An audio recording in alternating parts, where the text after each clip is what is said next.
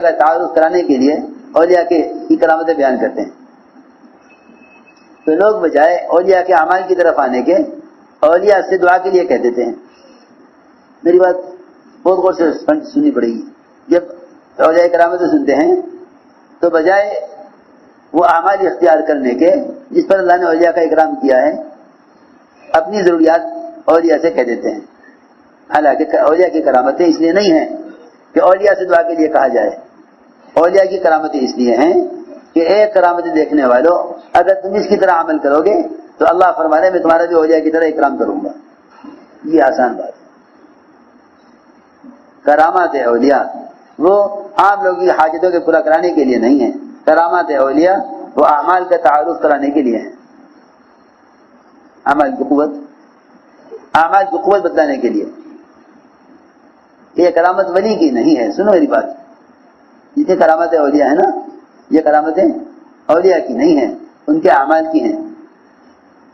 ان کے اعمال کی ہیں. جتنی بھی انبیاء کی نصرتیں ہیں وہ انبیاء کی نہیں ہیں. وہ اس کام کی وجہ سے ہیں جس کام کو دے کر نبیوں کو بھیجا گیا ہے. اس کام کو دے کر نبیوں کو بھیجا گیا ہے. وہ نصرت اس کام کی وجہ سے ہیں. اس لیے فرمایا کہ جو انبیاء علیہ السلام والے کام کو کام بناوے گا اللہ اس کے انبیاء کی طرح مدد کریں گے. جو صحابہ کی طرح کام کریں گے اللہ ان کے صحابہ کی طرح مدد کریں گے. جو اولیاء کی طرح اعمال کریں گے اللہ تعالیٰ ان کے ساتھ اولیاء والا اکرام کریں گے. تو ساری بات کا خلاصہ یہ ہوا کہ ہمیں دعوت سے کلمے کا اخلاص چاہیے. کلمے کا اخلاص چاہیے. وہ اخلاص یہ ہے کہ لا الہ الا اللہ مومن کو حرام سے روک دے. مومن کو حرام سے روک دے. یہ کلمے کا اخلاص ہے. اس لیے اتنا ایمان سیکھنا ہر مومن کی ذمہ فرض عین ہے. اتنا ایمان مومن کو حرام سے بچا لے. اتنا ایمان سیکھنا فرض عین ہے. جتنا ایمان مومن کو حرام سے بچا لے اتنا ایمان سیکھنا ہر مومن کی ذمہ فرض عین ہے. اتنا ایمان سیکھنا ہر مومن کی ذمہ فرض عین ہے. جتنا ایمان مومن کو حرام سے بچا لے. سب سے ادنا درجے کا ایمان, سب سے کمزور ایمان, سب سے کمزور ایمان, سب سے ضعیف ایمان, جس کے بعد ایمان کا کوئی ذرہ دل میں باقی نہیں رہتا, وہ سب سے ادنا درجے کا ایمان یہ ہے کہ مسلمان گناہوں کو دیکھ کر دل سے غمگین ہوا کرے اور دعاؤں کے ذریعے اللہ سے اس گناہ کو منکر کو ختم کروائے. یہ ایمان کا سب سے ادنا درجہ ہے. اس حدیث کو غور کر کے ہر آدمی میرے بارے میں ذرا سا سوچے کہ پھر میرے ایمان کا کیا حال ہے. سب سے کمزور ترین سب سے ادنا درجے کا ایمان جس کے بعد کوئی ذرہ ایمان کا دل میں باقی نہیں رہتا, وہ اس شخص کا ایمان ہے. سب سے کمزور ایمان اس آدمی کا ایمان ہے جو منکرات کو بے دینی کو دیکھ کر دل سے کرتا ہو, غمگین ہوتا ہو اور پھر دعاؤں کے ذریعے اللہ سے کہہ کر اس کو ختم کراتا ہو. یہ ایمان کا سب سے ادنا درجہ ہے. سوچو, یہ ایسی حدیث ہے کہ ہم میں سے ہر ایک اگر اس حدیث پر غور کرے, اس حدیث پر غور کرے تو سوچے پڑ جائے گا کہ ایمان کہاں ہے. سب سے کمزور ایمان ہے اس شخص کا. لیکن 3 درجے بتایا نا ایمان کے. اعلیٰ درجہ یہ ہے کہ منکر کو دیکھ کر اپنے ہاتھ سے اس کو بدل دے. درمیانہ درجہ یہ ہے کہ پھر اس کو زبان سے بدل دے. سب سے آخری درجہ یہ ہے, سب سے کمزور, کہ اس کو اپنے دل سے بدلے. دل سے بدلے, جی ہاں. فَلْيُغَيِّرْهُ بِقَلْبِهِ, جس طرح من رأى منكم منكرا فَلْيُغَيِّرْهُ بِيَدِهِ ہے, اسی طرح فَلْيُغَيِّرْهُ بِقَلْبِهِ, تو اس کو دل سے بدلے. اس کو دل سے بدلے. دل سے بدلنے کا مطلب یہ ہے کہ دعا کی قوت کو استعمال کرے. دعا کی قوت کو استعمال کرے. کہ دعا کی قوت کو استعمال کرے, اس لیے کہ دعا وہی ہوتی ہے جس میں دل شریک ہو. حدیث میں آتا ہے نا کہ غافل کی دعا اللہ قبول نہیں کرتے. یہ مطلب ہے فَلْيُغَيِّرْ بِقَلْبِهِ, کہ اپنے دل کی قوت کو استعمال کرے اس منکر کو ختم کرانے کے لیے. ہم ذرا سوچ لیں کہ 24 گھنٹے میں کون سا وقت ایسا ہے جس میں ہم سارے دنیا میں بکھرے ہوئے منکرات اور ساری دنیا میں بکھرے ہوئے باطل کے لیے کو ختم کرنے کے لیے اللہ سے دعا کرتے ہوں، آپ دیکھو گے آپ کو روتا ہوا شخص ملے گا جس کی دکان جل گئی ہو، وہ روتا ہوا ملے گا جس کی زمین سے غلہ نہ ملا ہو، جس کو میں روتا ہوا ملے گا جس کو ملازمت نہ ملتی ہو۔ ہمارے سارا غم اور فکر صرف دنیا میں گزارا کرنے کے لیے رہ گیا۔ اس لیے میرے دوست عزیزوں، یہ ہے کلمے کا اخلاص۔ یہ کلمہ مومن کو حرام سے روک دے۔ یہ ہے کلمہ، اگر اس کا اخلاص آ گیا تو باقی تمام صفات میں اخلاص آ جائے گا۔ جی ہاں، اگر کلمے کا اخلاص آ گیا تو باقی تمام احکام میں اخلاص آ جائے گا۔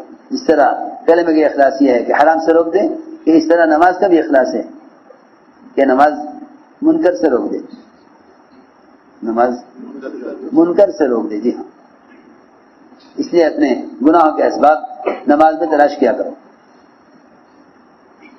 گناہوں کے اسباب کہاں تلاش کیا کرو؟ نماز میں۔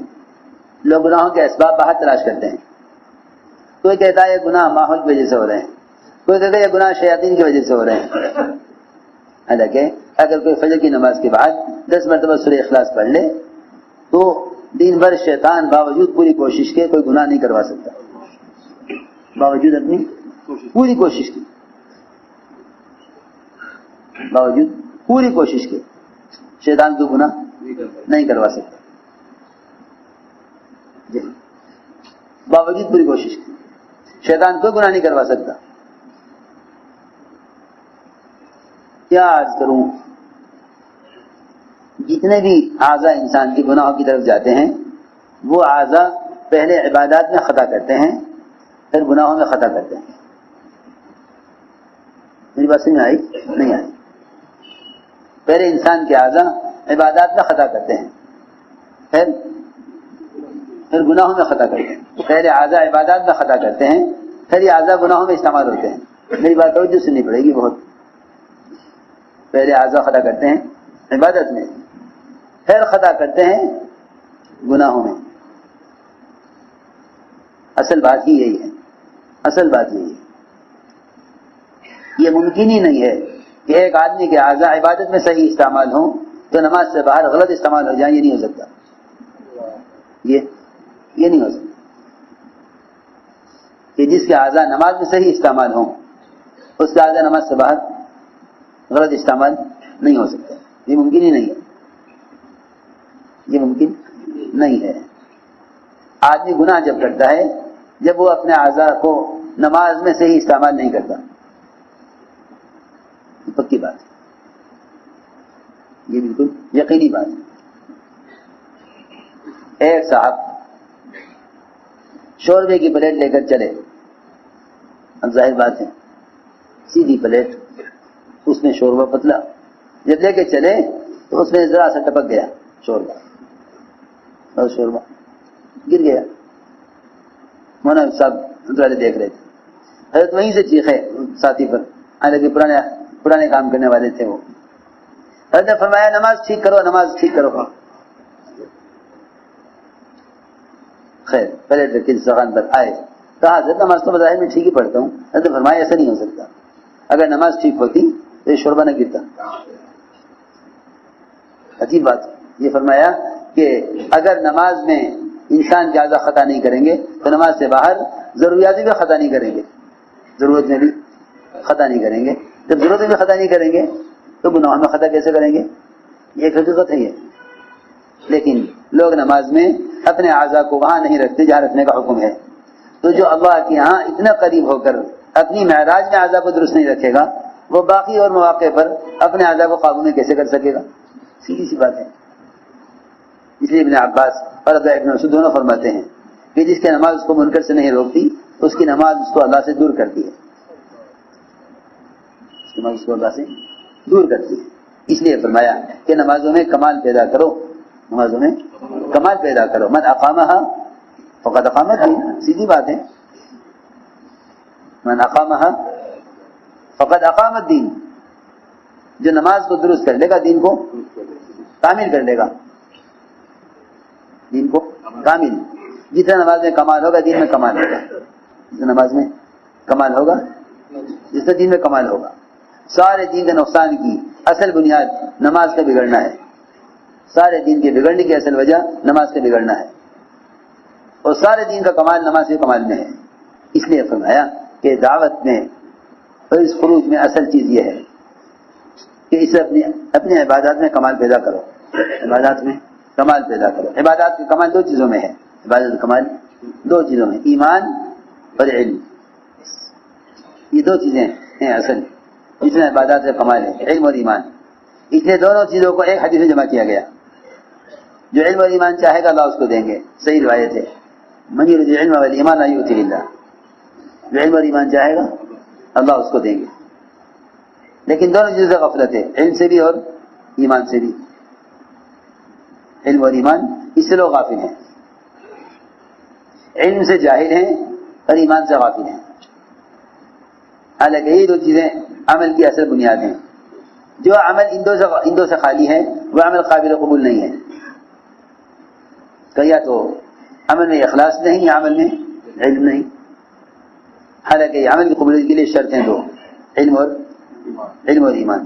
علم اور ایمان یہ دو چیزیں اصل ہیں، علم اور ایمان. عمل کی قبولیت کے لیے دو شرطیں ہیں، علم اور کہ اپنے ہر عمل کو علم پر لاؤ اور اپنے عمل کو ایمان پر لاؤ، یعنی اخلاص پر لاؤ. صحابی نے سوال کیا تھا نا کہ ایمان کسے کہتے ہیں؟ فرمایا کہ ایمان اخلاص کو کہتے ہیں. ایمان اخلاص کو ایمان کہتے ہیں. اس لیے میرے دوستوں عزیزوں، ہر عمل کو علم پر لاؤ. ہر عمل کو علم پر لاؤ. دیکھو یاد رکھنا، ایمان اور علم ان دونوں کی فرضیت میں کوئی فرق نہیں ہے. دونوں بڑے فریضے ہیں، کیونکہ سارے فرائض کے صحیح ہونے کا مدار علم اور ایمان پر ہے. سارے فرائض کے اور سارے اعمال کے صحیح ہونے کا مدار علم اور ایمان پر ہے. اس لیے جو فرضیت نماز کی ہے وہی فرضیت علم کی ہے. جس طرح ہر مرد عورت پر نماز فرض ہے، ہر مرد عورت پر علم کا حاصل کرنا فرض عین ہے. جی ہاں، کیا ہے؟ فرض عین، فرض کفایہ نہیں ہے. علم فرض کفایہ نہیں ہے. مولوی بننا فرض کفایہ ہے، لیکن عالم بننا فرض عین ہے. عالم بننا فرض عین ہے. مولوی بننا فرض کفایہ ہے. مفتی بننا، محدث بننا یہ فرض کفایہ ہے. عالم بننا فرض عین ہے. جی ہاں، بہت غور سے سننی پڑے گی بات. عالم بننا فرض عین ہے. مولوی بننا فرض کفایہ ہے. سب مولوی نہیں بن سکتے. کوئی تاجر ہے، کوئی زمیندار ہے، لوگوں کے الگ الگ مشاغل ہیں، سب مولوی نہیں بن سکتے. فرض کفایہ ہے. لیکن عالم بننا فرض عین ہے. آخر کیا فرق ہے؟ یہ فرق یہ ہے ہر شخص کے ذمہ ہے کہ وہ اس بات کی تحقیق کرے کہ اس کا رب اس سے کیا چاہتا ہے. اس کو عالم کہتے ہیں. اس کو عالم کہتے ہیں اس بات کی تحقیق کرے کہ اس کا رب اس سے کیا چاہتا ہے. علماء کی مجالس سے، علماء کی صحبت سے، قدم قدم علماء سے پوچھ کر معلوم کرے کہ مجھے تجارت میں، زراعت میں، ملازمت میں مجھے کس طرح چلنا ہے، یہ میرا عمل حلال ہے یا حرام ہے. کیونکہ علم میں لگنا، اس بات کی تحقیق میں لگنے کو کہتے ہیں کہ میرا رب مجھ سے کیا چاہتا ہے. میرا رب مجھ سے کیا چاہتا ہے. مولوی بننا فرض کفایہ ہے. ہر مسلمان علماء سے پوچھے کہ میں یہ کام کیسے کروں، اس کا علم حاصل کرنا ہر مومن کے ذمہ فرض عین ہے، مرد ہو یا عورت. یہ ہے اصل بات. اس لیے میرے دوستوں عزیزوں، صرف جاننے کا نام علم نہیں ہے، بلکہ علم کا بھی اخلاص چاہیے، جیسے نماز اور کلمہ کا اخلاص چاہیے. علم کا اخلاص یہ ہے کہ یہ اللہ کا خوف پیدا کرے دل میں. علم کا اخلاص یہ ہے کہ دل میں اللہ کا خوف پیدا کرے. اس لیے علم کو اللہ کے خشیے کے ساتھ خاص کیا ہے. علم کو اللہ کے خشیے کے ساتھ لازم کیا ہے. انما یخشى اللہ من عباده العلماء، یہ عالم تو وہی ہے جس کے دل میں اللہ کا خوف ہو. اس لیے فرمایا کہ علم دو قسم کا ہے، زبان کا اور دل کا. زبان کا اور دل کا. زبان کا علم تو مصیبت بنے گا ابن آدم کے لیے، دل کا علم اس کو نفع دے گا. دل کا علم نفع دے گا. کیا فرق ہے زبان کے اور دل کے نفع کے علم میں؟ کہ زبان اور دل کے علم میں فرق یہ ہے کہ اللہ کے خوف سے اللہ کی اطاعت کرنے والا یہ تو عالم ہے، یہ تو عالم ہے، لیکن علم کی معلومات ہوتے ہوئے عمل نہ کرنے والا کہ اس کے پاس دماغ کا علم ہے، زبان کا علم ہے، دل کا علم نہیں ہے. پکی بات، دل کا علم نہیں ہے. اس شخص کا دل علم سے خالی ہے جو اپنے علم کے مطابق اللہ کی اطاعت نہیں کرتا. صاف بات ہے، جو علم کے مطابق اللہ کی اطاعت نہیں کرتا اس کا دل علم سے خالی ہے. پھر سمجھتے تھے اب اس کا علم نہیں رہا، اب اس کا علم معلومات ہے، اور معلومات غیر مسلم کو بھی ہو سکتی ہے، وہ عمل نہ کرے گا معلومات حاصل کر سکتا ہے، معلومات حاصل کر سکتا ہے، کیونکہ دماغ اور زبان غیر مسلم کے پاس بھی ہے. مسلمان کے پاس تو دل ہے، غیر مسلم کا دل وہ مردہ ہے کیونکہ کلمے سے خالی ہے. مومن کا دل تو ایمان والا ہے، اس لیے مومن کو چاہیے کہ وہ دل کا علم حاصل کرے، کہ علم اللہ کا اتنا خوف پیدا کرے کہ جسے اللہ کی اطاعت کرے. اس کو فرمایا کہ دل کا علم نفع دے گا، دل کا علم نفع دے گا.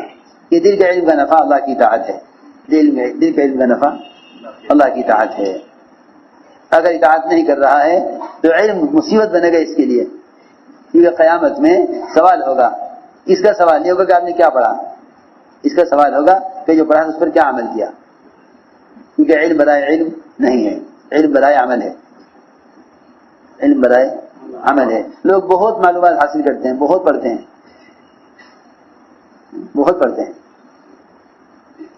ہیں، علم سے اللہ کی اطاعت مقصود ہے، چاہے اس کے پاس علم تھوڑا ہو.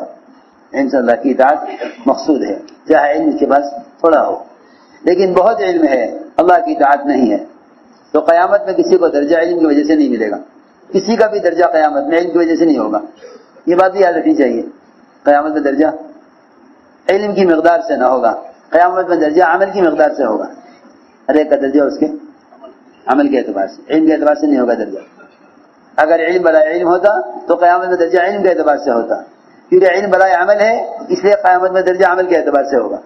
قیامت میں درجہ عمل کے اعتبار سے، ہر آدمی کا جنت میں درجہ اس کے عمل کے اعتبار سے ہے. جہاں تیرے قرآن کی آخری آیت ہوگی وہ تیرا جنت میں درجہ ہوگا. تلاوت ایک عمل ہے، تلاوت کرتے کرتے کرتے کرتے کرتے کرتے جس آیت پر آ کر تیری موت آئے گی وہ تیرے جنت کا درجہ ہوگا، جنت کا وہ درجہ ہوگا. جس آخری آیت پر آ کر تیری موت آئے وہ تیرا درجہ ہوگا. یہ نہیں کہ سورہ ناس پر آ کر جنت کے درجے ختم ہو جاتے ہیں، ایسا نہیں ہے. جی ہاں، یہ تلاوت کرتا رہے گا جنت کے درجوں پر چڑھتا رہے گا. جہاں تیری آخری آیت ہوگی موت پر وہ تیرا جنت کا درجہ ہوگا. میں تو یہ عرض کر رہا تھا کہ درجہ اعمال سے ہے، علم سے نہیں ہے. وہاں تو سوال یہ ہے جو کچھ سیکھا تھا اس پر عمل کیا کیا یہ بتلاؤ. جو سیکھا تھا اس پر عمل کیا کیا یہ بتاؤ.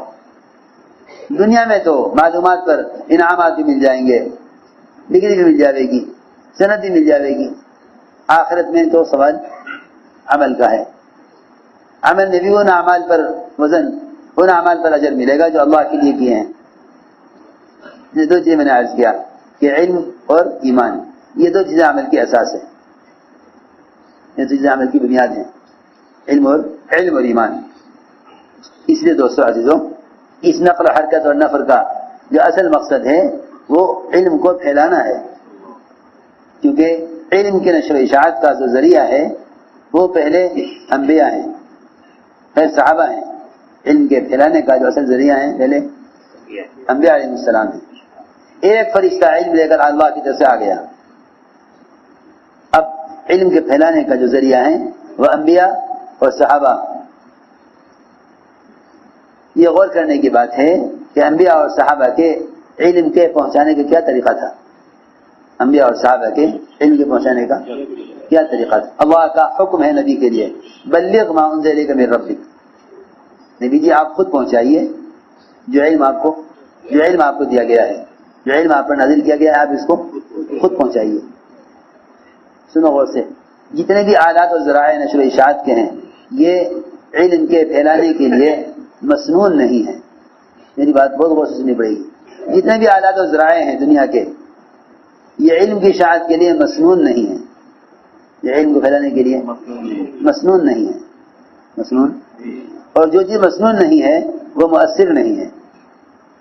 دیکھیے میری بات تو جو سننی پڑے گی بہت, جو طریقہ مسنون نہیں وہ مؤثر نہیں ہے, کیونکہ اللہ تعالیٰ نے اجر اور اثر قیامت تک کے لیے سنتوں میں رکھ دیا ہے. اس میں سنتوں میں رکھ دیا. جتنے بھی ذرائع ہیں وہ مسنون نہیں ہیں. معلوم کرو کہ سنت علم کو پھیلانے کی سنت کیا ہے. یہ علم کو پھیلانے کی سنت یہ ہے کہ علماء علم کو لے کر حرکت میں آئیں, کیونکہ دور صحابہ میں دو چیزوں کے سوا اور کوئی ذریعہ نہیں ملتا علم کے پھیلانے کا.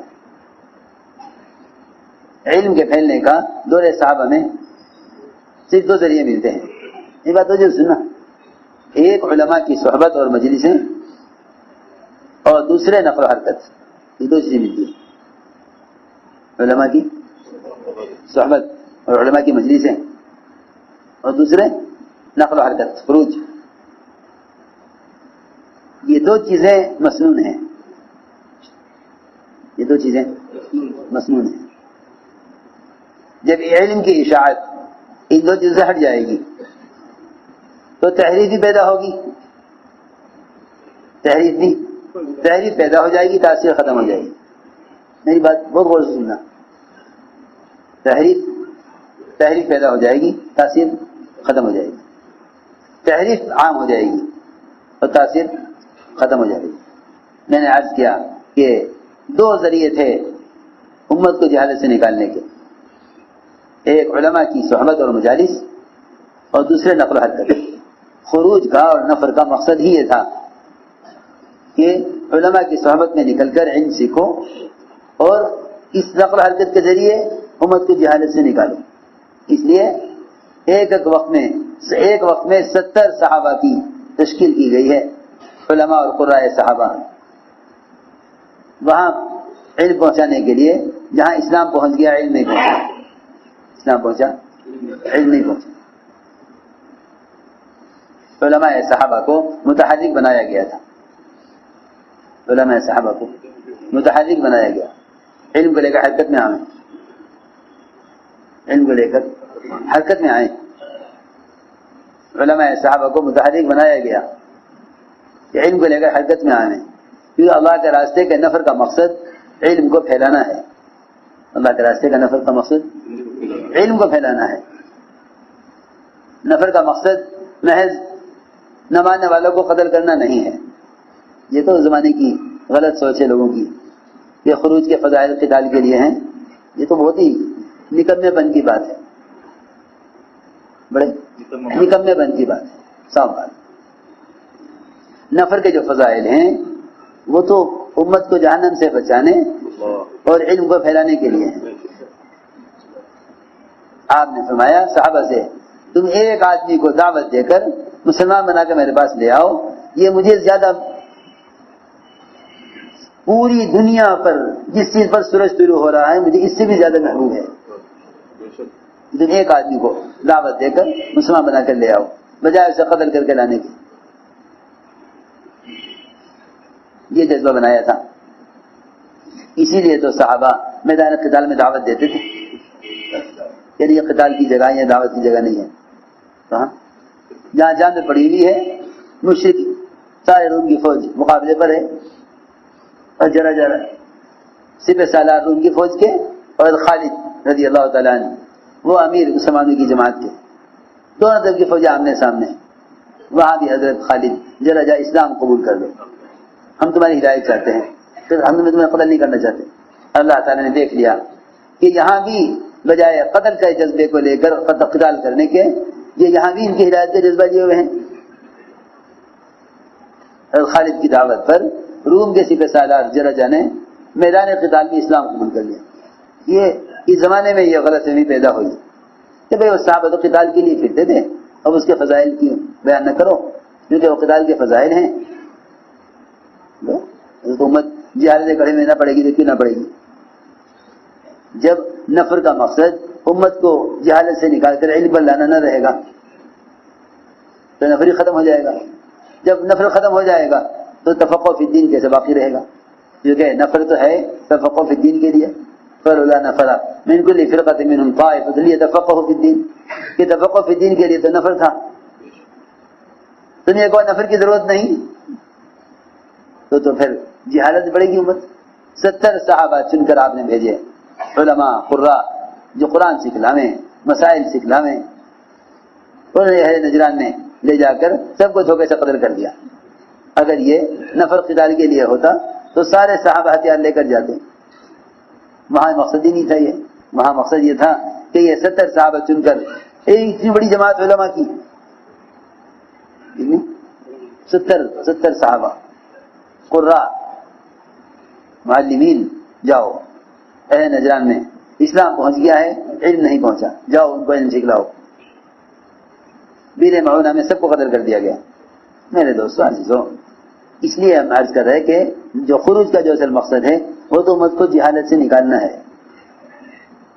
امت کو جہالت سے نکالنا ہے۔ حکمہ فرماتے تھے نا، اگر اللہ کے راستے میں پھرنا نہ ہوتا اور علم کے حلقے نہ ہوتے تو میں دنیا میں رہنا پسند نہ کرتا۔ دو کام بنیادی ہیں، نفر اور علم، یہ دو کام بنیادی ہیں، کیونکہ دونوں ایک دوسرے کے ساتھ لازم ہیں۔ اور یہ بات یاد رکھو کہ دعوت اور تعلیم ایسے دو متلازم چیزیں ہیں کہ یہ دو ایک دوسرے کو متبادل بھی نہیں ہو سکتے، ایک دوسرے کے متبادل نہیں ہو سکتے، کیونکہ جو دو چیزیں آپس میں متلازم ہوتی ہیں وہ ایک دوسرے کو متبادل نہیں ہو سکتی۔ جی ہاں، روٹی سالن ایک دوسرے کا متلازم سمجھے جاتے ہیں۔ خواہش کی چیز میں تو کہتے ہیں یہ دونوں متلازم ہیں، اور جہاں ضرورت ہے کہ خروج اور علم، نفر اور علم، یہ دونوں متلازم ہیں، تعلیم اور تبلیغ متلازم ہیں، متبادل نہیں دوسرے کا۔ تبلیغ ہی ہوتی رہی علم کے بغیر تب بھی جہالت پھیلے گی، تعلیم ہے نفر نہیں ہے تب بھی جہالت پھیلے گی۔ جن میں طلب ہے وہ سیکھ لیں گے، جن میں طلب نہیں ہے وہ جہالت پر مریں گے۔ اس لیے نقل و حرکت کا اصل مقصد یہ تھا کہ علم کو لے کر بادلوں کی طرح پھرو، علم کو لے کر بادلوں کی طرح پھرو، تاکہ زمین کے تمام ٹکڑوں کو پانی پہنچے، امت کے تمام طبقات کو علم پہنچے۔ یہ اصل مقصد ہے نفر کا، یہ اصل مقصد ہے نفر کا کہ امت کو جہالت سے نکالا جائے، امت کو جہالت سے نکالنا ہے، یہ اصل مقصد ہے اللہ کے راستے کے نفر کا۔ اس لیے دوستو عزیزوں، یہ اس بات کا دل سے عزم کرو کہ انشاءاللہ ہمیں خود پھرنا بھی ہے، دوسروں کو نکالنا بھی ہے، امت کو نکالنا بھی ہے۔ جی ہاں، اپنی جگہ چھڑواؤ، کیا تم سوچتے کیوں نہیں یہاں تو کمائی کافی نہیں ہو رہی ہے، چاہ رہا ہوں کسی طرح مکان بیچ کر فلاں ملک میں چلا جاؤں، وہاں کی کرنسی زیادہ ہے، وہاں کوئی بھی کام مل گیا، اگر جھاڑو لگانے کا بھی کام مل گیا تب بھی یہاں کی آمدنی سے زیادہ ہوگی۔ اللہ اکبر۔ لوگ دنیا کے لیے ملکوں کو چھوڑتے ہیں تو کوئی یہ نہیں کہتا کہ کیوں نکل رہے ہیں، یہاں رہو۔ لوگ دین کے لیے ملک بھی چھوڑیں تو کہتے ہیں کیا ضرورت ہے، یہی رہ کر عمل کر لو۔ سمجھتے تھے دنیا کے لیے وطنوں کو چھوڑنے کا مزاج ہے، صحابہ انبیاء کی طرح دین کو قائم کرنے کے لیے وطنوں کو چھوڑنے کا مزاج نہیں ہے۔ اس لیے میرے دوستو عزیزوں، عزم کرو انشاءاللہ اپنی ذات سے اس کام کو کرنا ہے اور ساری امت تک علم کو پہنچانا ہے۔ یہ ہے اللہ کے راستے کے خروج کا مقصد، کہ امت جہالت سے نکلے، امت جہالت سے نکلے.